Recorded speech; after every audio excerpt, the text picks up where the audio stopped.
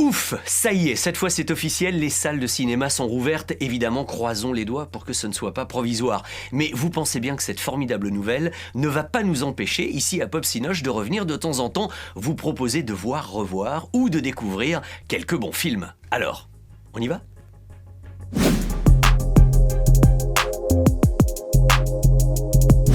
J'ai très envie aujourd'hui de vous inciter à voir ou revoir Rush, le film de Ron Howard. Pourquoi ?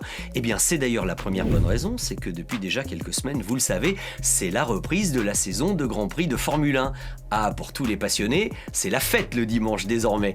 Alors comme ce film Rush est probablement la meilleure reconstitution de l'histoire de la course automobile et de la F1 au cinéma, eh bien, il ne faut pas se gêner. Et puis, il traite quand même d'une rivalité absolument légendaire. Il y avait Alain Prost et Ayrton Senna, bien sûr, mais comme le dit le slogan sur la jaquette, le plus grand duel de l'histoire de la F1, c'était James Hunt et Niki Lauda. C'est ce que raconte ce film durant la saison 1976.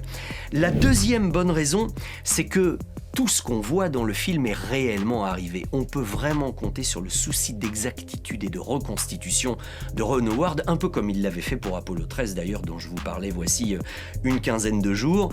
Je vous resitue l'histoire, on est en pleine course, vous le savez, Niki Lauda perd le contrôle de sa voiture, il s'encastre dans une barrière de sécurité, la voiture explose, prend feu avec lui à l'intérieur, il s'embrase dans sa Ferrari et on assiste également à sa convalescence particulièrement éprouvante. D'abord parce qu'il a été très grièvement brûlé et il a eu d'énormes problèmes de respiration et de poumons parce qu'il avait inhalé des vapeurs toxiques d'essence.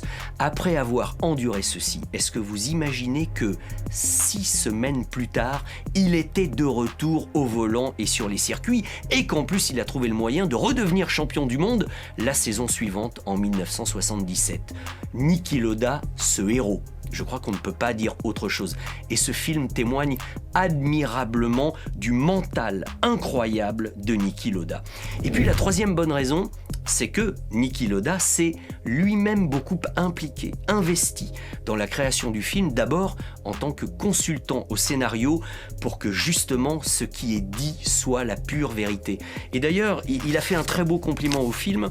Je vous lis un extrait de sa déclaration. Niki Lauda a dit « J'ai été très impressionné que dans Rush, il n'y ait pas trop de scènes à la mode hollywoodienne. » Ça veut bien dire ce que ça veut dire. On respecte la réalité des faits. Ça m'a surpris très positivement, dit Niki Lauda, et les comédiens Daniel Brühl, qui l'incarnait lui, et Chris Hemsworth, qui incarnait James Hunt, se sont parfaitement glissés dans nos peaux et dans nos têtes. Ça veut dire que vraiment c'est du travail magnifique. Donc revoyez Rush, vous allez passer un grand et beau moment. Et puis alors dans ce cas, si vous aimez la F1 au cinéma, il faut revoir le film Pionnier, le film de John Frankenheimer, Grand Prix, parce que c'était la première fois à ce moment-là qu'on essayait de mettre le spectateur au cœur de l'action, avec des angles de prise de vue, avec des caméras placées sur les voitures à des endroits où on ne l'avait jamais fait. Et puis les caméras d'hier, c'était pas les caméras numériques d'aujourd'hui, hein.